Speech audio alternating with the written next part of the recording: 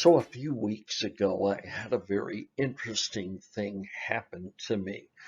A psychologist friend of mine came up to me and he said, Terry, I've got a problem. I really need your help. I've always found that kind of interesting when a psychologist will come up to a pastor and say, I need your help, pastor. So I said, sure. What's the problem? And the therapist said, well, I'm really feeling guilty about a counseling session I had this morning. Well, all kinds of red flags started going up in my mind immediately. And I said, well, tell me about it. What happened? And he said, well, I had a client come in and the client sat down and I started as usual. He said, I asked the client, what brings you here today? And the client simply said, nobody really listens to me. The client said, I just feel so insignificant. I'll start talking and somebody else will go ahead and continue talking and about something else. Or actually, I've even had people walk away and he said, I just feel so insignificant. And so I asked the therapist, okay, how did you handle that? And he said, that's the problem. He said, I fell asleep while my client was talking. Well, this is week 4, and this is the week you've all been waiting for, or perhaps dreading. This is the week when you will deliver your speech. I'm looking forward to listening to your speeches. And I want to encourage you to start off your speech with something that hooks your audience immediately.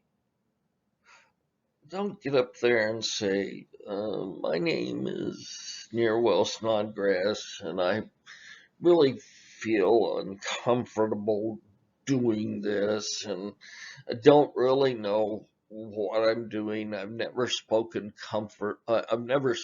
publicly before. I'm just uncomfortable, but today my speech is about blah, blah, blah. Hey, you don't hook an audience like that. You have just turned them off immediately. There are other ways, better ways to hook an audience, like ask them a question. Like, did you know what the first city to reach 1 million population was? It was Rome. And that happened in the 1st century AD. Anybody got to guess what the second city was that reached a population of 1 million? It was London. And that didn't happen until the middle of the 1800s. So you can start with a question. You can start with a factoid. You can start with just about anything that will hook your audience's attention immediately. So as you're giving your speech this week, please think about that. Start your speech creatively. Remember, it's in that introduction that you'll be providing your thesis statement, but be creative about the way you start your speech and the way you end your speech. Follow your outline, and I guarantee you it's going to be a successful week for you. Probably many of you, if not all of you, will remember back when you were much younger and having a parent or an older sibling or cousin or something read to you a bedtime story and starting off with that very familiar phrase, once upon a time. Now, there's something about that phrase that just hooks us all and takes us into another world. People love stories. We're conditioned to love stories from the very beginning of our lives. Often when I've been preaching, I've noticed the congregation start perhaps losing interest. And if you really monitor your audience, if you really keep track of your audience, you're going to be able to tell whether they're paying attention to you or not. And when that happens, here's the secret I deploy. I jump into a story.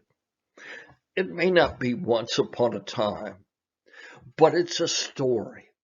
It's a story to hook your audience back to you. Stories are so important.